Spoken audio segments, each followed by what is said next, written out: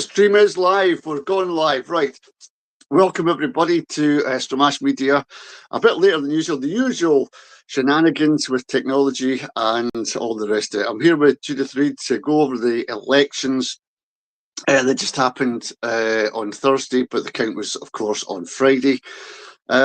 Judith, what did you make of it, first of all? For me, it was just same old, same old. I didn't get any excitement out of it.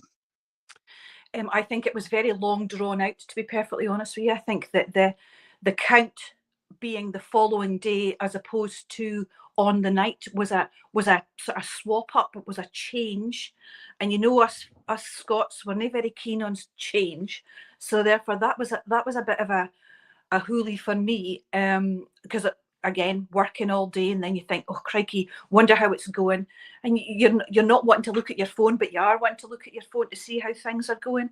But again, it was the Highlands here was crazy. The regional votes didn't come in until after 1 o'clock in the morning, or weren't announced until then. So I mean, I was absolutely physically not fit to sit up and wait for that. Yeah. And so therefore that was a real dampener on what should have been something that we were all keen to look at. I'm just to be perfectly honest with you, I'm just a bit disappointed. I'm not disappointed so much in the result, because at the end of the day, the results are the results. People voted how they were going to vote.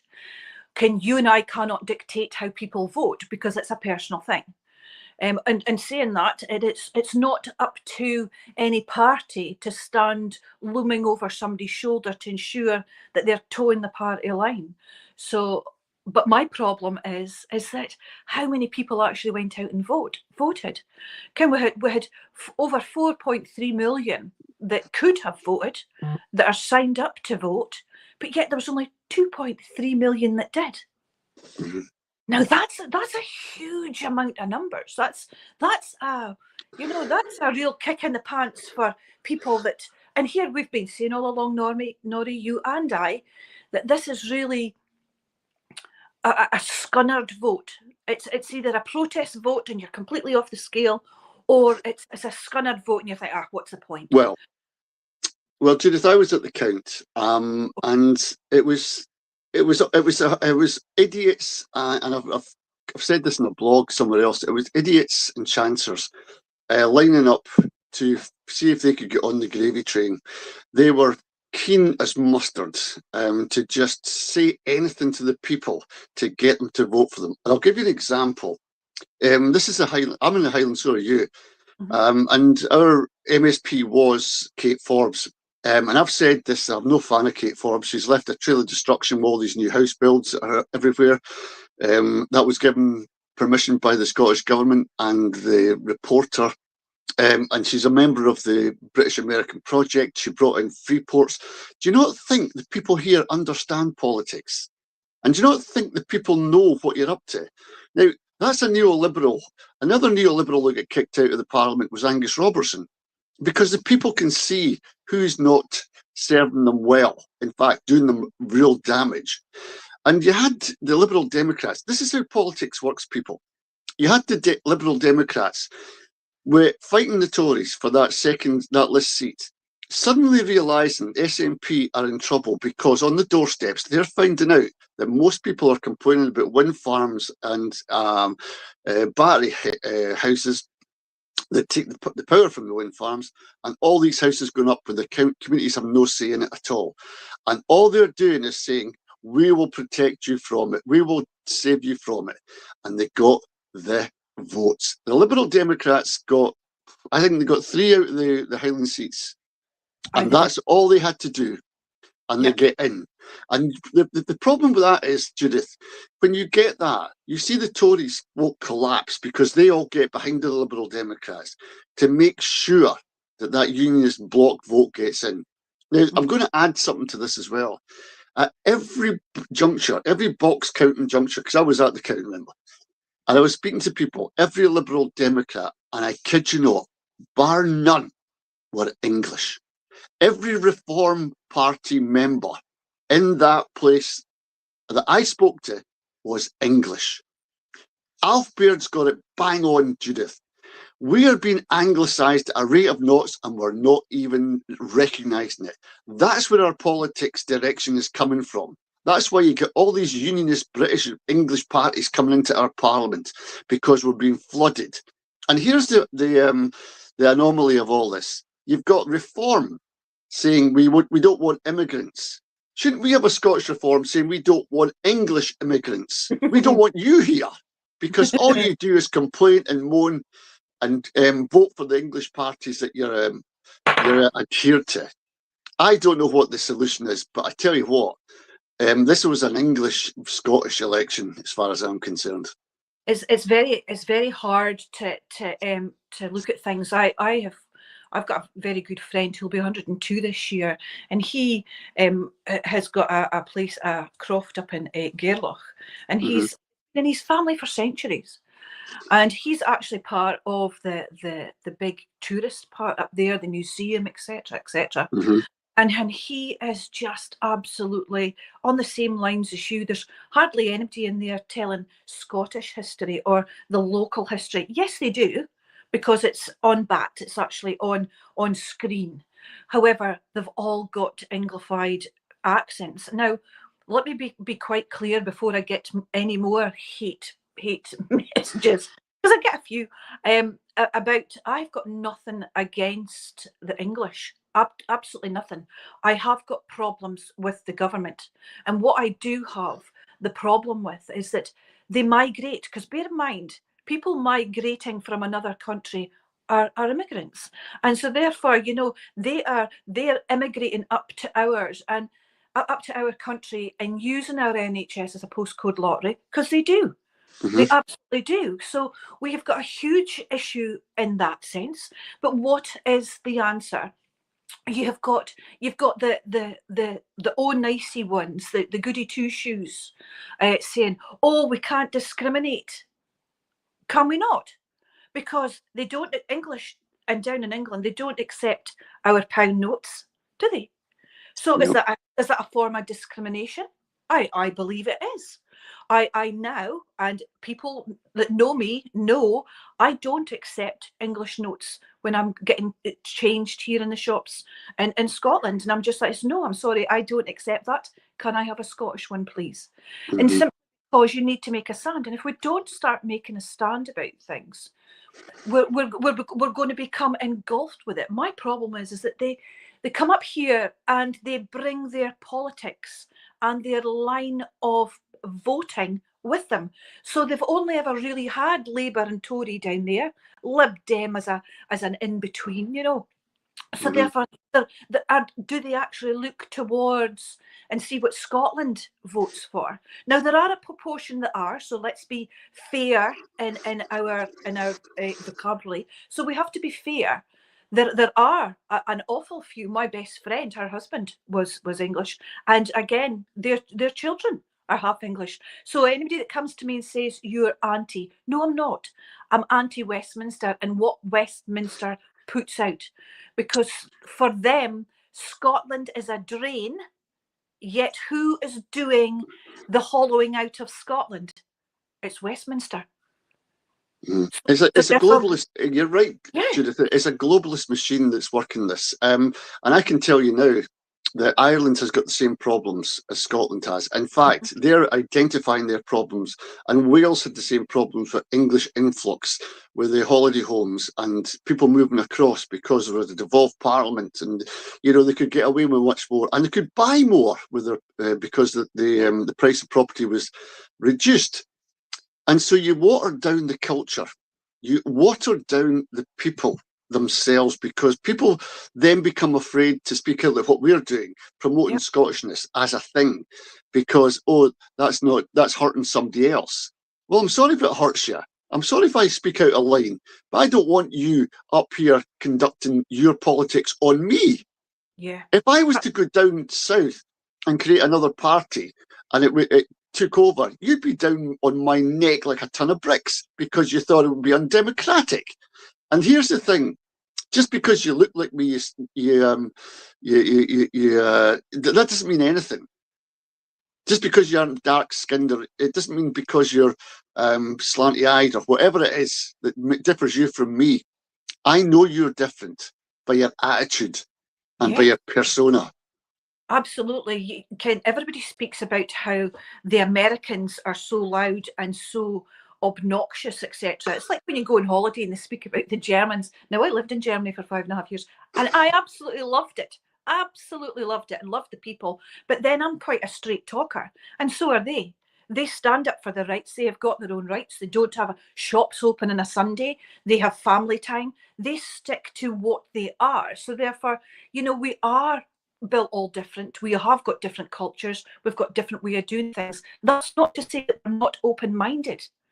But hey, don't come up and take over. That's the difference.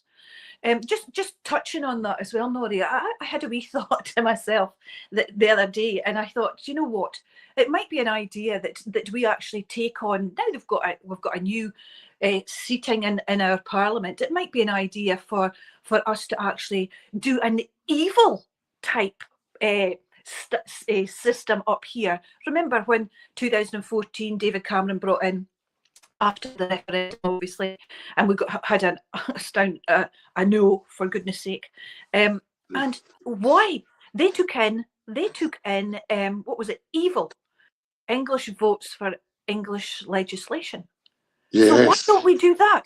So therefore, Yes. they stopped the SNP. They stopped the SNP and MD from Scotland making any votes. Why don't we do the same? And that will knock reform off their smug pedestal that they got in through the back door. So, there are things that we can put in place. But Yeah. why is it because we're too fiat and we can upset this one? When do we start saying no and start meaning no? Well, the other thing that I noticed, that was just one of the things I noticed at the count, but I noticed that the £500 deposit thing is a big hurdle for a lot of smaller parties to get, and maybe that should be banned. Maybe you should that should be outlawed. You just go in. It's a democracy. It shouldn't be based on how much money you've got and how much money your party machine's got.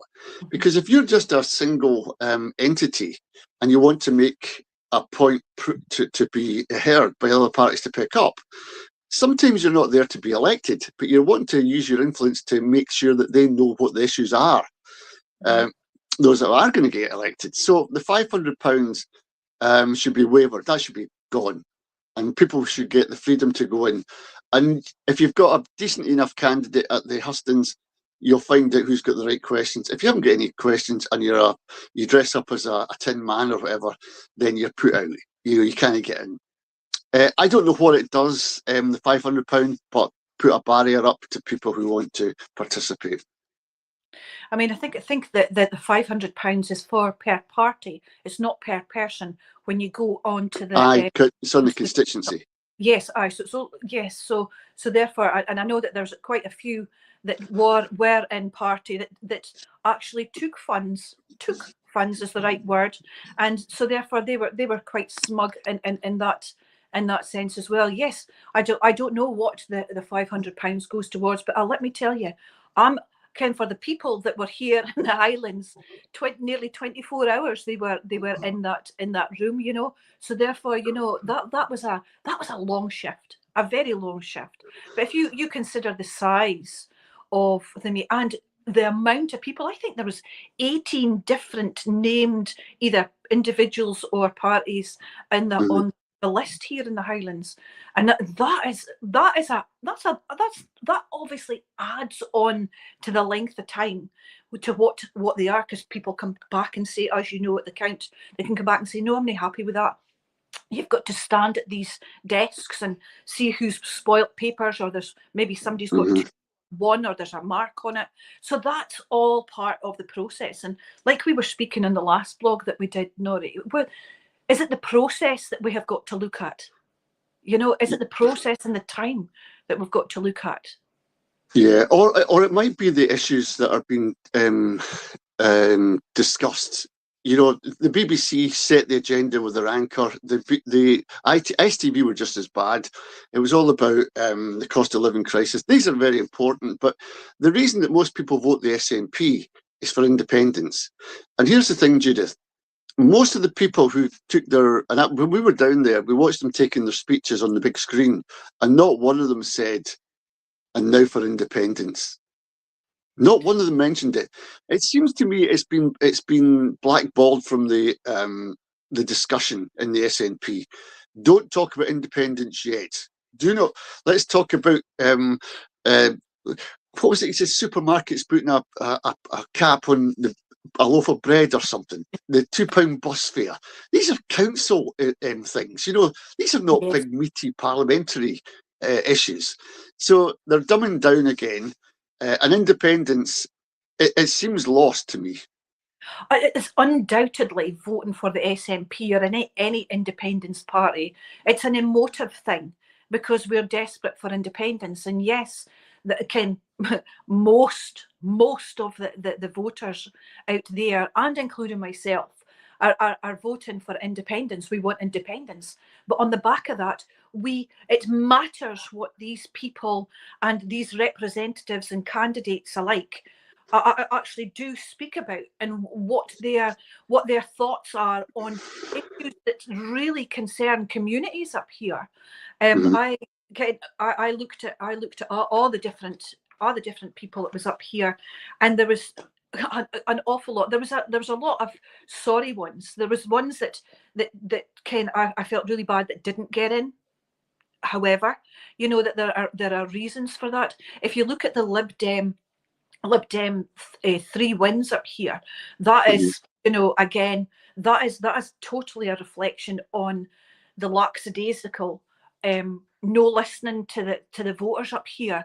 I mean, Emma Roddick for the SNP, she only got in by, I think, about 500 votes. That was from the Lib Dems. Of course, you'd Fergus there as well. So that was another. I mean, I'm not going to hide it. I voted for Fergus because I believe that he was going to make a difference, and I don't particularly like the SNP and what they have done or excuse me, haven't done for us up here. So therefore, yes, I felt as if, you know, it was a very mixed bag. But if you look at the numbers, Fergus got 7,840 votes up here, and do you know that is the third highest? He's certainly not the highest number for an individual candidate with no party behind them, because there was Margot back in 2011, etc. So Fergus did very good in the sense of how many votes he got.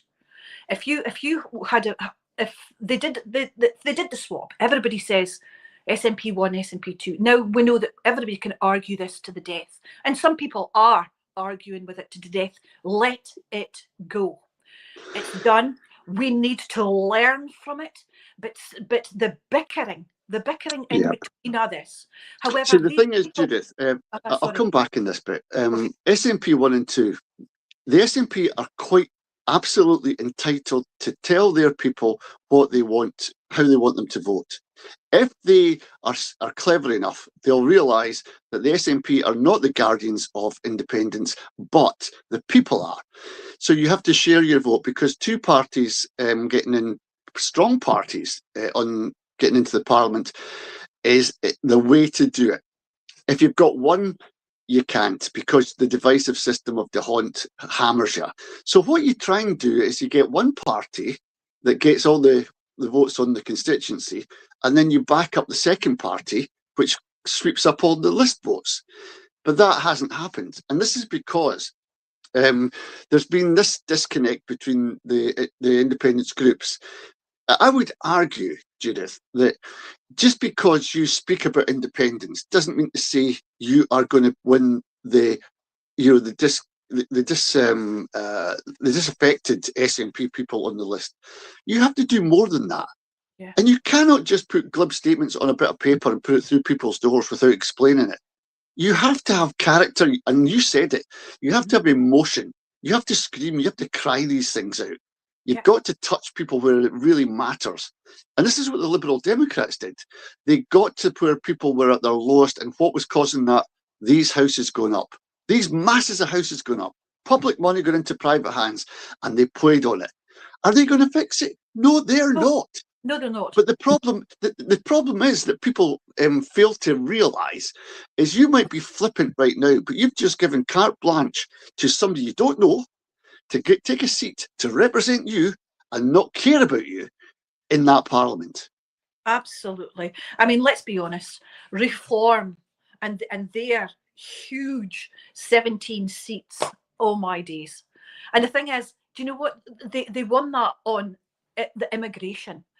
And yes, we all know that there is a huge issue, more so in England, about immigration and how it affects. However, they used that up here in Scotland, and guess what? It's not devolved. We have no powers whatsoever on immigration.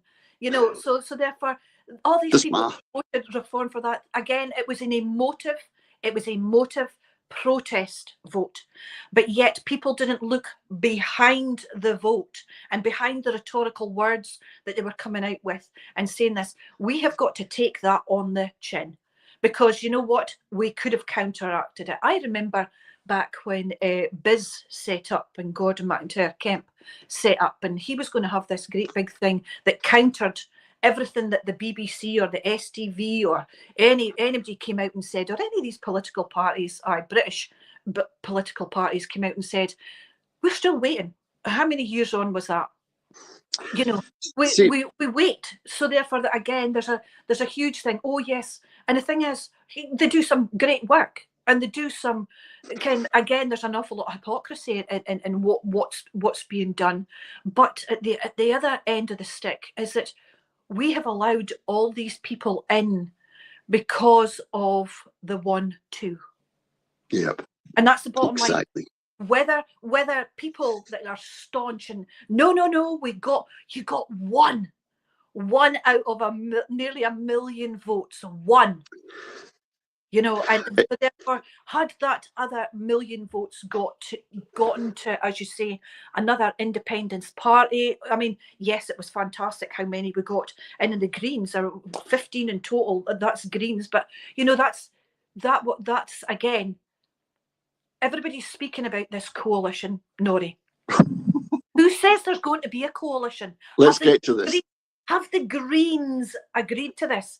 And let's be honest, the last Green coalition was bloody disastrous. And guess what, Judith? Let's look at that. Let's look at that then. Let's look at that, because the Greens have said they've been more. To be honest, they've said they're more independent than the SNP. How much is that rhetoric and how much is that going to be action? But when you've got people coming in saying they want to close down the oil fields, and then Stephen Flynn says, I'll protect the oil workers and their jobs, there's a conflict. When you get to the trans debate, and the people that have come into the Green Party, one hasn't even got a visa to be here, a proper visa, and he's looking for a crowdfunder. Will the laws be changed to allow him to take his place, or will there be another a by-election? I don't know. That is a real anomaly. But you can see, if you've got reform in that Parliament, they will be all over that, attacking the Greens for all their worth. And what we'll get is this mud fight in the Parliament, and independents will be put to the back burner, and they'll all be and then they'll all join in, and independence will be long forgotten. Oh, that's my biggest fear. I was thinking last night, this morning in the early hours, I didn't sleep well. So sitting there this morning thinking, who would we put in there to be presiding officer? Who is going to be able to control that rabble that's going to be in there? Who's going to do that? Can I have the job? Because I would love to sit there and say, sit down and be quiet. Because they need that. How are they going to stop this? Because bear in mind, these people that come in from Reform are absolutely, they get up in the morning and they are battle ready. They're in for the fight. They're fighting for the Westminster government. Don't by any counts think that they're going to be not fighting for anything less. They're going to be bringing in things that's nothing to do with Scotland or how we vote or what's devolved and what's not. Because do they know? Do they know? I highly doubt it. Well, on that thing with presiding officer, the presiding officer will always be calmed down. Will be they'll be controlled by the civil service within the Parliament, and that's why you see the Green Pearson. Was it Pearson? No, Alison. What was her name again? I can't remember. I'm not good with names, and it's a Sunday. No, I can't remember it. It wasn't. It was. She's not there anymore, but she was a Green, and she was like quite extreme, if you like, in the Parliament, if you could call it extreme. She got to that presiding place, and then she started being very, very methodical. Douglas Ross got away with murder with the things he was saying and the things he was doing and the disruptions and all the rest of it. He was allowed to do that, and that brought the government down. They couldn't get their message out, and you dumbed down the Parliament again. You dumbed it down. And that's what it's for. And the thing about it is, Judith, I think we can't forget this, that people didn't vote. You were talking about 2 million people didn't vote or something like that. Yeah. They look at this and they don't tie in what their own lives have and what the government talks about. There's a disconnect between the two. Yeah. And here's the thing. If somebody told me this at the count as well, and I agree with it. If you've got 129 people and there's 5 million, how many people does that give one person? You know? I know. It doesn't make sense. And we're magnifying this parliamentary election as if it's some brilliant big occasion that can bring us to the golden sands. It's not going to happen. It doesn't work through a parliament that's controlled and as small as that. And they're dealing with how can we get Asda to give you a cheaper loaf. I know. It is pathetic. I mean, and that's why they don't vote. The economic side of it all is crazy. Again, when you look at all the unionist parties, but you know, it was their bosses down south that actually ticked off for us to get less money back to Scotland, but yet they're up there standing, shouting about the NHS, shouting about schools, shouting about potholes in the roads. You know, the thing is, what we need is somebody to actually go in there and take up the chalice of who are actually going to who's actually going to have that great big chalice of social housing, teachers, policing, you know, social services. Who's going to take on that and actually have an effectual, something that actually is going to make a difference within that 5-year tenure? Because is the tenure long enough, or should we have limitations on what was put on their mandates to produce? And if not, we've spoke about this again, Nori, on a blog previously, and I still believe that, you know, if it's a case of promise little but deliver a lot, but they've flipped that completely over, haven't they? Yep. And they don't deliver what we're looking for. We've also got to look at the big question as well of independence, of the voting system, of the D'Hondt system. Is it what we need? We know that the Senate actually down in Wales don't particularly use that form, and England doesn't. So how come England doesn't, but we have to? That's because it's not devolved, but there is a devolvement. So there was something set back in 2016 that we could change a wee bit of it. And I think that that's what happened with Wales this time around, and saw a huge return of Plaid Cymru, and which is again an amazing achievement. And I think maybe that's a question that we should be asking. I think that's well, here's the question. If the Scottish people can't embarrass the SNP, maybe the Plaid Cymru and even Sinn Féin in a group could maybe give them the impetus to start thinking more about independence. Because obviously the Scottish people have been just used as voting material for their party. But will it be the case that if they get together with Sinn Féin and Plaid, the Scottish people will expect a hell of a lot from that, Judith. Well, I certainly hope so. I mean, you know that Sinn Féin, etc., they contacted John Swinney and the chap down in Wales straight after the elections and said, here, this is now a Celtic. This is now a Celtic push. Can you imagine as well how, just visualize it, you know, the three nations within the ununited kingdoms actually going for a referendum on the same day. I mean, we've been pretty much the scapegoat because we've already went for a referendum. So we know what happened in the past, and it was a sole entity. But would Westminster be able to fight off three nations wanting to leave? Would they? Because then that becomes a bigger issue. Does that then make it more a United Nations as opposed to external? You know.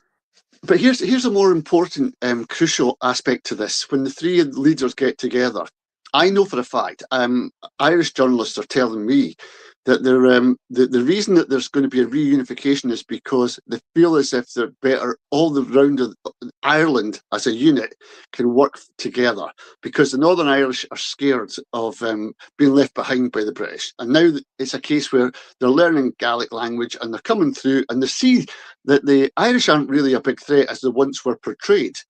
And now they get buses, 3 buses like in Scotland, taking you out of Ireland, Northern Ireland into Ireland. And they're coming backwards and forwards and they're realising the Irish are just like us. We've been sold a damn lie about Catholicism, Protestantism, and the divides are crumbling. But here's the thing, Judith, what I really want to get onto this, and this is the crucial thing. Ireland has recognised that it's losing farms. 125 farms in the first quarter they lost. Why? This globalisation. And the one thing we've got to worry about as well, how many abattoirs do you think there are in Scotland? Oh, I've got no idea. I know there's one in Dingwall and I know there's one in Grantown, which the one in Grantown was a huge, there was a big sort of hoo-ha about it because then they wanted to become halal. So please answer the question. I'm not sure. The thing is, it's reducing and reducing and reducing, right? Yeah. So what they're saying in Northern Ireland is that their produce is now coming in vacuum-packed bags from a factory somewhere. They can't trace it. At least with an abattoir, you can label it, you can see where it's from, the farm that's come in, and you can trace it. If you can't trace it, if you can't give a place for a farmer to have his meat slaughtered, you cannot get the meat on your table. They are, and this is the problem Ireland has identified. Our abattoirs are, and if we lose them, we have to eat processed meat. We're in the hands of conglomerates, big international businesses, and we're losing, and we're being poisoned. That's the other thing, we're being poisoned. More and more of us are going down with ADHD and Alzheimer's and all kinds of things, asthma, cystic fibrosis. It's because of what we eat and the stuff we put on our bodies. It is, if anything, Judith, if anything, the real issues might be appearing if we talk to the Irish and the Welsh. Yeah, I mean, I think that we all have that. Bear in mind, you know that the issues up here with the wind farms, with the battery farms, etc. They've got the same. We get to know, and bear in mind, as soon as you start setting that up, you've lost land, you've lost growing land, you're losing that. And the thing is, I'm one of these that sits on the fence in this, because I see the bad deal and the raw deal some of the farmers get, you know, and how they're going to get their produce and everything. If carrots are not a thing, I've seen them giving them away at the side of the roads, you know, and it's just, again, I would rather have fresh than I would have anything else. I don't have, and I don't. But the thing is, there's not many, because we live in a world of, we need speed. We need to have things done quickly. We're just so used to putting something into the air fryer and it takes 10 minutes and it's done. But it's mostly processed. If it's done that, because we've compacted our ovens air fryers. So therefore, you're not having the oven on and you're not making a cake at the same time as you're cooking your chicken. You know what I mean? You're not doing that because you've got a compact oven in your air fryer, you know. And here I'm guilty for that because I love my wee air fryer. However, but what I'm saying is that we have got to look at the big scale of it. And the big scale is that we're losing land for farmers to make money. And why shouldn't they? And I get it. However, we're also losing fresh. We're losing fresh. And that's the biggest problem that we've got. And you're absolutely right. Most of the problems that I see as well is how we eat, how we feed, what we look at, and what we're actually eating. And I think that makes a huge difference to our younger generations, because I'm telling you. Do you know this? The younger generation aren't daft. They're looking for strategies. They're looking for excitement in their life. That's what young people do. And when they can't get it, they regress into their own groups. And then they start doing their own thing. And then that eventually ends up in crime because it's antisocial. We portray it as antisocial. And then they start getting into drugs and all the rest of it. And vaping's the next thing. In Inverness, I don't know what it's like in any other city where you are, but in Inverness, you cannot walk down High Street without getting clouds of this smoke in your face. These are dangerous things going into your lungs. These are things that damage your respiratory system. Yet it's colourful, it's joyful, and it's what you should have, and you shouldn't be denied it. This is how they sell it, and our kids go and get it, and they're hooked, and then they're spending all their money on it. Yeah, I'm still waiting for the legislation that was coming through Parliament about vapes. And if you look at these shops as well, they're next to every charity shop. So wherever there's a charity shop, you'd be absolutely guaranteed there's a vape shop next to it. And just as we saw was Edinburgh, Glasgow, where Glasgow, where that big fire took place. Mm-hmm. If people could actually stop and say, what is in these vapes? Now, yes. The thing is, it's a trend. It is a trend, whether we like it or not. However, we managed to stop smoking in public places. So come on, Scottish Government, let's get this sorted. It's our youngsters. I've seen kids 12, 13 coming along when I'm going to coming along the road there from the Culloden Academy. And vapes, as you say, plumes of smoke everywhere because it's trendy. And the thing is, I get it. We all want to be a wee bit trendy. However, not forsaking our health. And that's comes the big first. thing. And again, I don't know if that's in the curriculum, whether they're actually speaking about it in school, showing them the damage that causes to youngsters. I don't know if it's been highlighted. Let's take the trans away from the schools and put in things about health, as in, let's see what you're putting into your body, you know, as in these vapes, because that's the target, because that's where they're going to. It's the young people that's wanting the vapes, you know. There's another. I was going to suggest, Judith, moving on from vapes and things, but big issues that people were talking to me as I was doing leafleting for ISP, because Fiona Nelson I thought was an outstanding candidate, and she didn't. And I've got to say, before I go any further, in that count, Fiona held her own with any other politician, and I tell you this, she was even better than what they were. She's got world experience. She's done a lot of things. She's very articulate. She's got the common touch. She understands people's feelings and what makes people tick. She is ideal to be in that parliament, but yet she got 170 something odd votes. It's not fair. It doesn't work that way. But here's the thing: the big issues that maybe we should be talking about, and the first one that young people are talking about is litter. Our countryside is being decimated. You can go down the A9 to Perth from here, and on the side of the road there's cans and plastics and wrappers and junk and everything that people throw out their cars. We have to have a root and branch look at the way we keep our country tidy, because we need to have colour in our lives. It's what excites us. It's what makes us calm.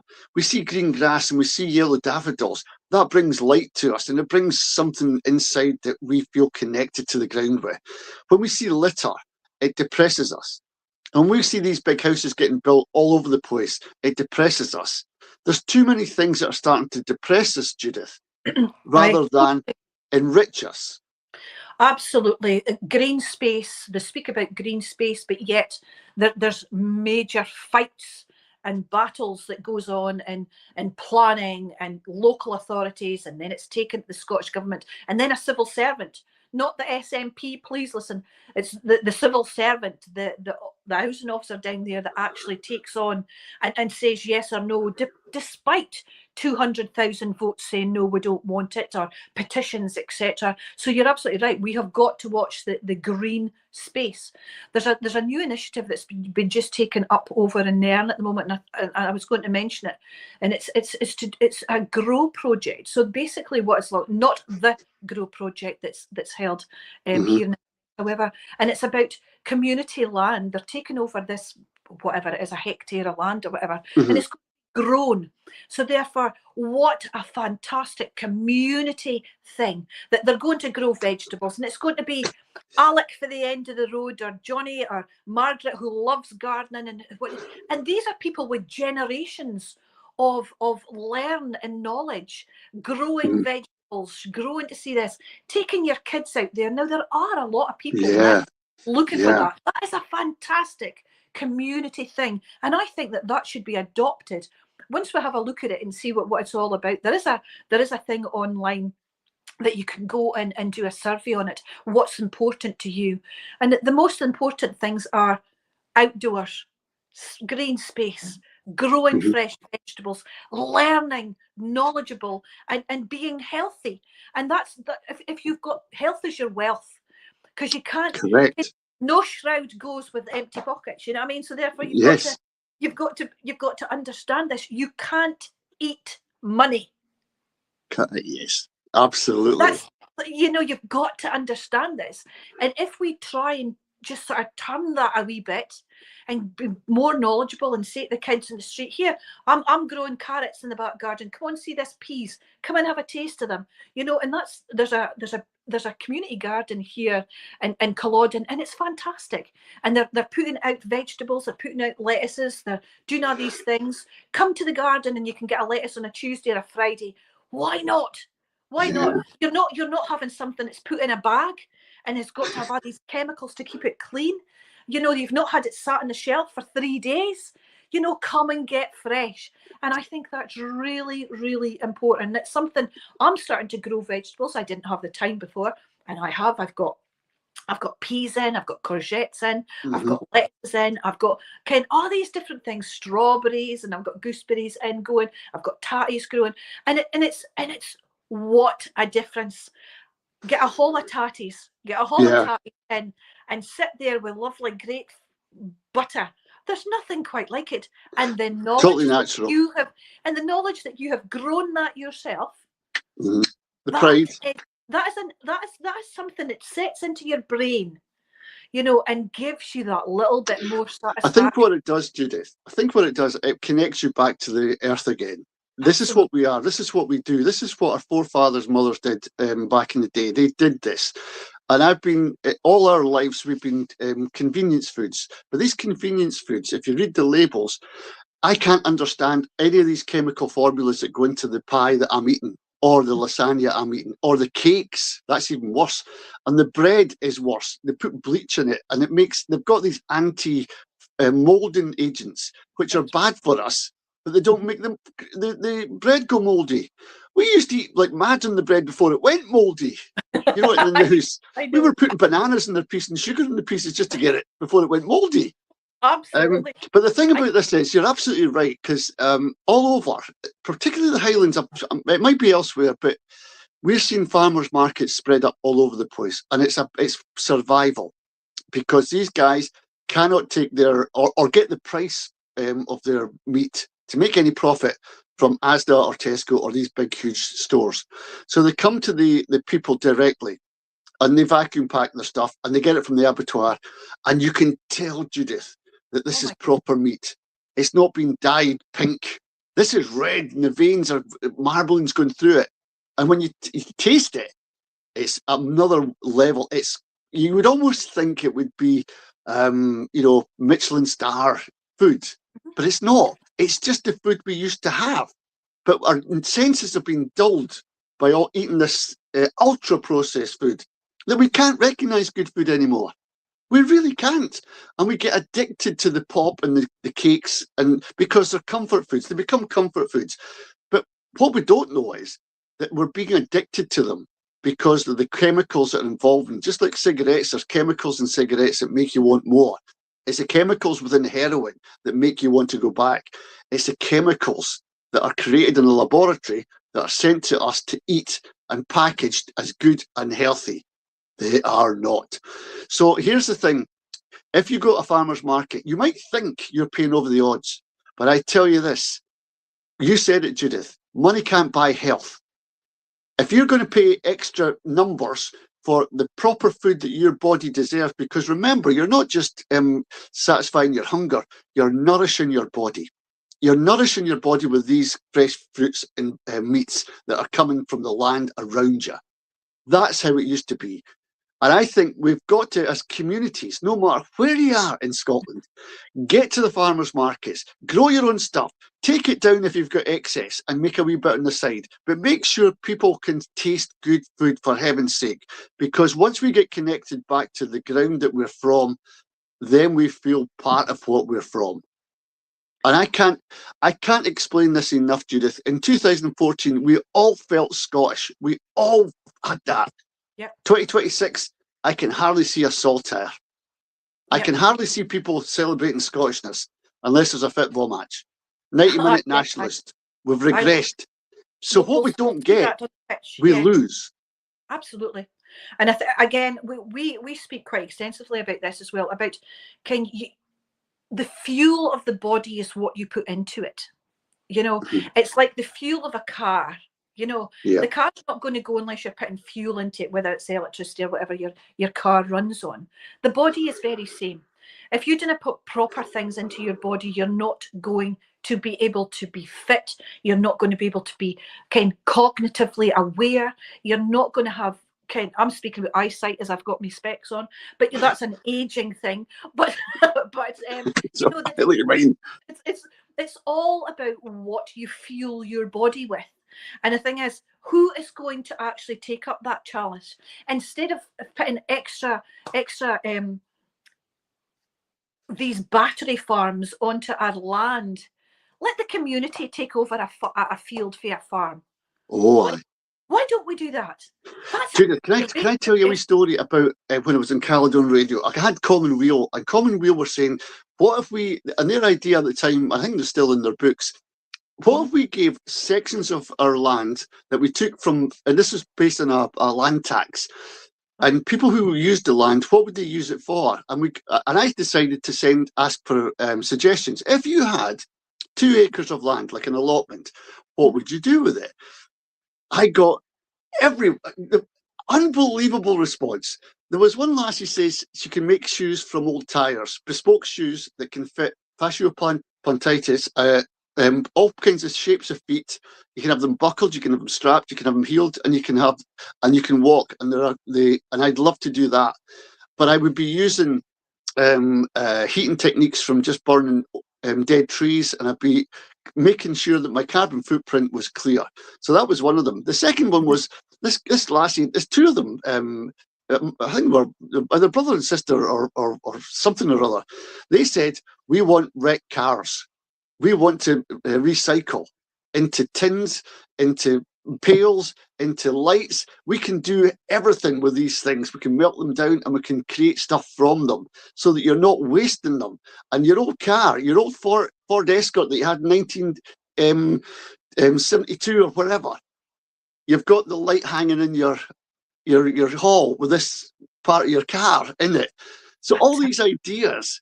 And somebody had an idea. She was really against battery hens. She says, I want to have a field of chickens, and I'm going to treat those chickens like they were my babies, because that way you get the best eggs.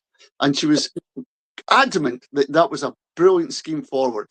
She only needed land, and she would clear it and go backwards and forwards with the hens and tidy it out and give the eggs away, and people would taste fresh eggs. Right now, we're tasting eggs that come from battery hens that are yellow, milky yellow yolks. They're not good for us, but they're the best of a bad lot. But see if you try a fresh egg.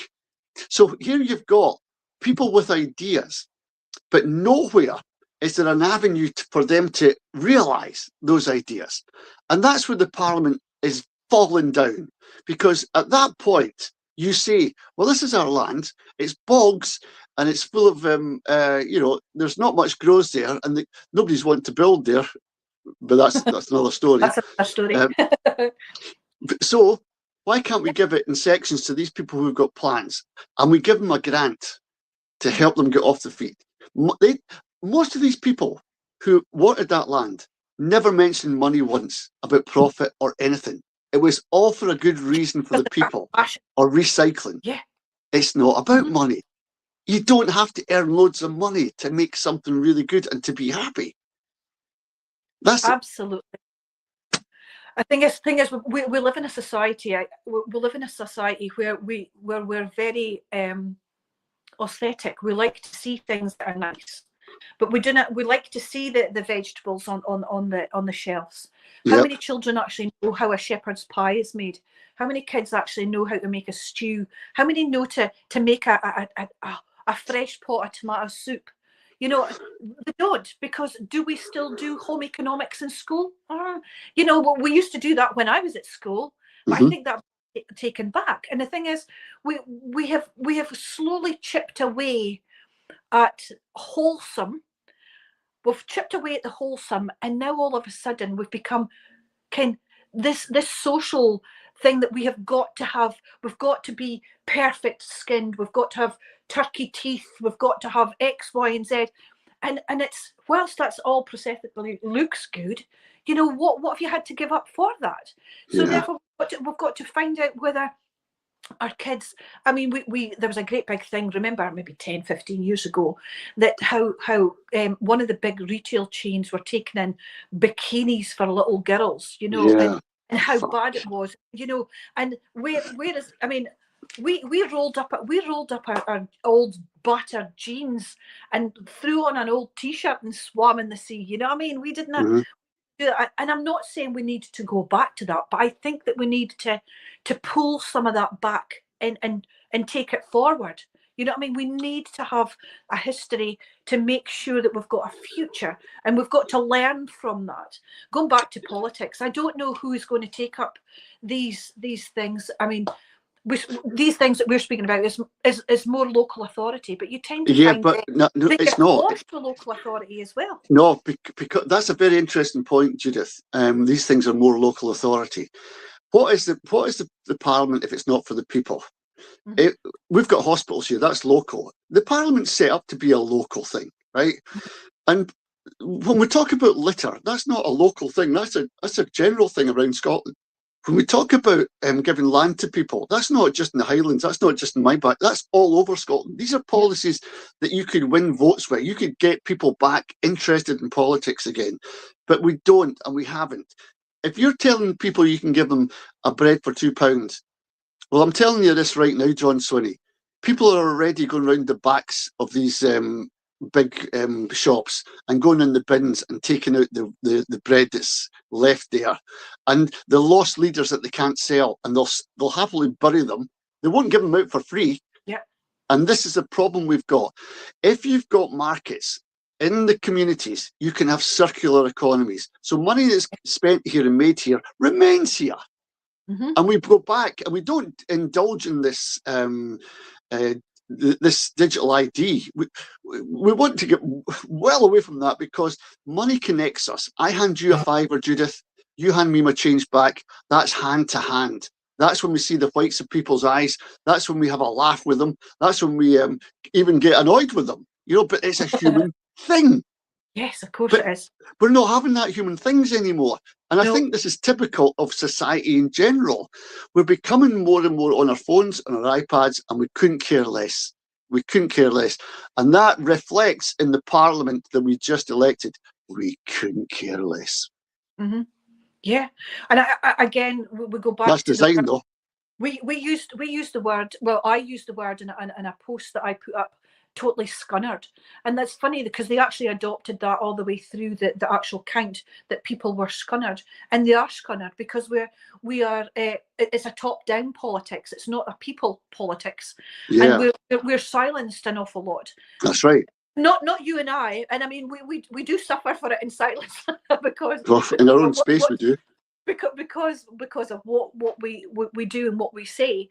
However, I think we need more of that, and I think that you're absolutely right in the sense that it's not just a community thing; it is a local authority thing, and then it becomes a regional thing, and then it becomes a countrywide thing. That we need to have people in there to stop and say, no, this needs to be sorted within this time frame. We need to have this out to the communities, or we're not going to have community anymore. We need to bring back. It's because if we don't have community spirit and we don't have a community feel, then we just become little people in our own little robots in a little cocoon, and we're not using our wider knowledge. How do our children learn? How do our it's a circular thing, just the same as you're saying about the monies. I think that we need to have that community feel. Do we know our neighbours? That's a question that we should ask. Well, that's an interesting point as well, Judith. But we've only got a small amount of time left, and I want to get on to how do you think the Parliament will settle down, and how do you think the first thing that came up today was that John Swinney's refusing to talk to Reform. That's very democratic, isn't it? And we think they're the second biggest party, so they get the rights of an opposition party and all the cash and all the privileges that go with that in the Parliament. So he's got to make sure that he speaks to them and tells them the protocol of what he's about and what he's not about. Yep. I mean, the thing is, I've got a great wee saying that is, you can't shake hands with a clenched fist, and you can't. You absolutely can't. And whilst we all sort of shrivel about some of the things that Reform come out with, there's also some things as well that you think, well, you know what, they've got a point there, but let's see if we can file that down a bit and see if we can rough off that diamond age and just give it a little bit of a shine and see how that pans out. I think that we need to have open dialogue. I think we need to have, there's the staunch ones that are going to come back and say, no, absolutely not, have nothing to do with them. Do you know what? They were voted in there by the people, or maybe your neighbour. The people, they are people at the end of the day. They've got views the same as you and me. I'm not saying that I'm ever going to agree with them. I might agree with them on some. However, it's the democracy. Independence will never come without democracy, and democracy will never come without independence. And that's an interesting point, Judith, because I was listening to a podcast over in Africa, and they said democracy is a misnomer. What we need is a dictator, somebody that can dictate to us the way forward. A dictator doesn't have to be a brutal person. A dictator means he will dictate down, and you will follow me because I am taking you there. I'm thinking in terms of Burkina Faso. Ibrahim Traore, the leader there, has reformed that country because he could see the way it was going. If what makes me think John Swinney he's not on my side, he's not on your side, he's not on anyone's side, his own side, his party side, that's all, is by his actions. He's done nothing. He stayed with Peter Mandelson when he went abroad to America. And he says he was saving us money, taxpayers' money. My arse, get a fucking Premier Lodge or whatever it is and stay in there. You can do it cheaper than that. You've got Angus Robertson drinking wine with the Israeli ambassadors. And that might have got him rejected by the Edinburgh people. If it was, thank goodness for that. And then you've got Kate Forbes. She was parading herself as a really important person at the count. But I could see right through her. I had a clenched fist for that one. I couldn't shake her hand. I couldn't even speak to her. She is the one that brought free ports to this area. She's the one that built all these houses. She's the one that's in the British-American project. She has got nothing in common with me or most people are supporters of the SNP, but yet they'll salute her and they'll bow at her feet because she was in the Parliament doing something. That's how pathetic it's got. I think that we look at things with tinted glasses, and we look at things and think, well, I'll never change it. And here's another wee thing that I keep on saying: you've got to be in it to change it. And if you're not in it to change it, and you're not I mean, there's a lot of people not like us, to Nori, and we're quite happy to sit and have a conversation, or many a conversation that takes more than an hour, like this blog, I and know. you know, and say, do you know what? Why can't we do this, and why can't we do that?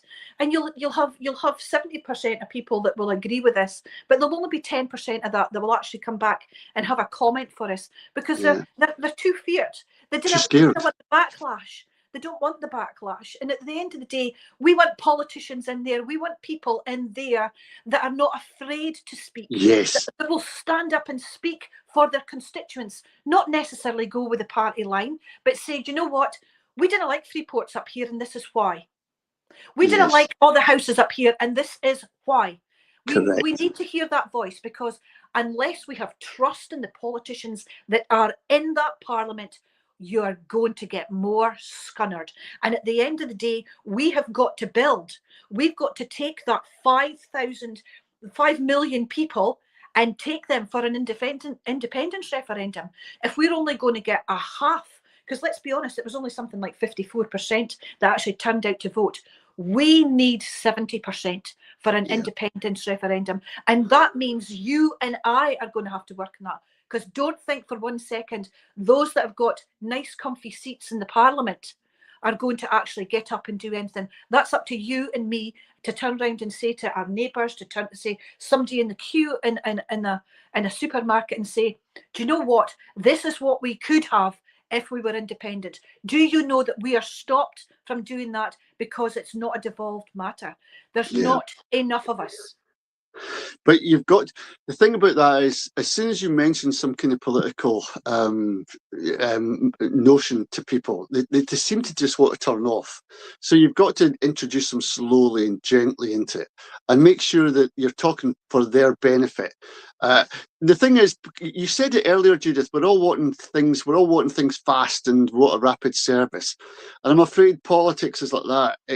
Our message will take a long time to get into people's heads about loss of farms, loss of abattoirs, loss of connection to the ground, to our country, to our feelings. And once we get that, if we have to set this in motion now for 5 years' time. Absolutely. And I know that's a long time for people to wait for independence, but I can honestly tell you, heart of hearts, do you think we're going to get independence for this lot that's just... I mean, we've got a collection of losers from Westminster going into the Scottish Parliament. They're losers. They bowed the knee, and they took the oath and took English money. They're not going to do anything. Well, I don't know if it's just localised money that they actually looked for, as opposed to doing anything. Because I mean, we'll have to have by-elections in these areas that these MPs have now come up and taken over MSPs. Which, bear in mind, the whole of the government was against Joanna Cherry doing that, and then all of a sudden it's all right for the ilk of Stephen Flynn, who undoubtedly is earmarked for the First Minister. So there's a huge question there, and I get that we're evolving. We move different things on. Maybe somebody in their infinite wisdom sat back and thought, you know what, if we'd done that with Joanna Cherry, we might have had a different outcome. But I really don't believe that was at the top of the agenda when that happened. No. What we're saying is, in 2028, in 2029, do we make it a de facto? But again, we have got to build.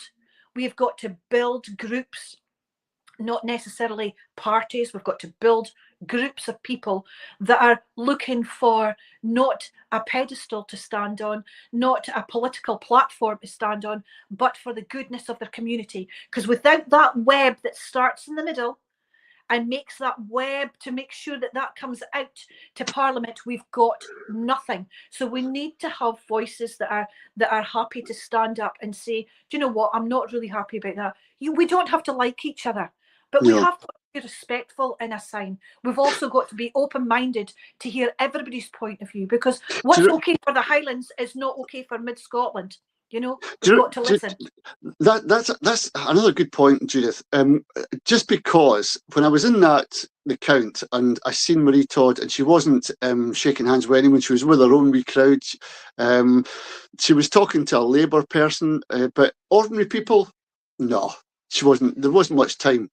And I spoke to the Liberal Democrat guy, a guy called David Green, I think his name is. Right. Very, very shake hands and talking about houses and things that I got really annoyed about, that he's annoyed about on the face of it. So we have to shake hands and we have to reach across at some point to get things done at community level.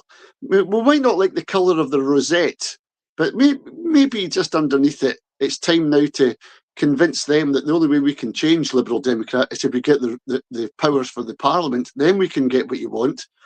And slowly but surely try and get these people round to maybe moving across to political parties or political positions, not parties, just positions, and saying, you know what, that's a very good point.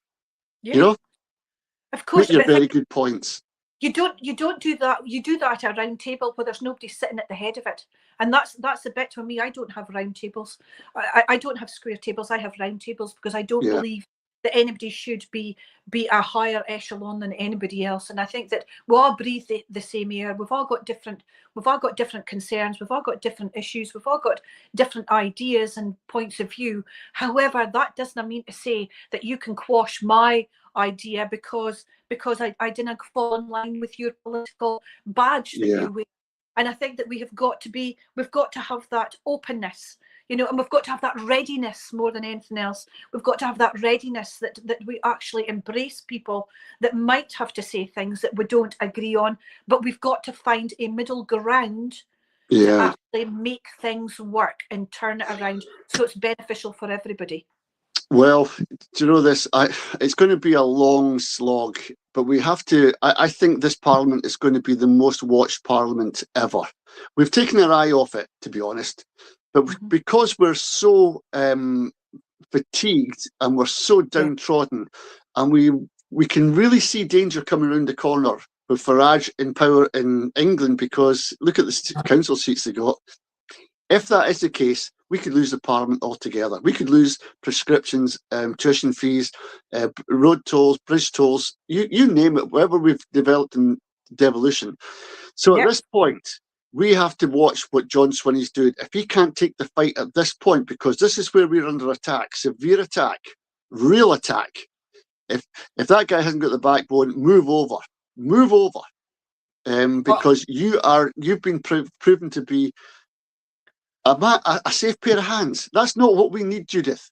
No, I know. We need an active, forward-thinking, straight talking, right down the middle, independence, nothing less. Absolutely. And that's exactly what we need. We will never evolve. We will never move forward unless we've got independence. And the people in Parliament that's just been given seats, whether it's through regional, whether it's through constituency, we have got to hold their feet to the fire to make sure that they are actually going to deliver what they voiced. If they don't deliver what they voiced, we need to have a mechanism to change that. And that can only be with people that can actually happily voice their opinions. We can't shut up conversations. We have got to open up conversations, and we've got to be able to shake hands regardless of who they are. We might not like them, and we'll definitely not go out to dinner with them or break bread across a table, but that does not mean to say that their views and our views, we have got to have a collective so as we can get some way forward. And that's the last thing I'm going to say on it. I know. Well, we're out of time, Judith, but just no more. I think we're 8 minutes over, but never mind. Listen, if you've enjoyed this, it's just two people, ordinary people, having a chin wag about the state of Scottish politics. We're going to try and attempt to do this more regularly, Judith, but funds and technology are really against us just now. So we'll have a conflab and a meeting to see if we can keep things like this going. But if you can subscribe to this channel just now, or like it, or share it even, that'd be amazing. Thank you very much. Judith, we've got to go just now. Enjoy your Sunday. I know. And try not to get too depressed at the political mess we're in, but try and see a spark of light that we can put the heather on fire from. Absolutely. Thank you very much for having me on again. I'm away to switch off all social media because I've been on it for 2 hours, and I'm going to go and sit in my situtery and watch my strawberries grow. How good is that?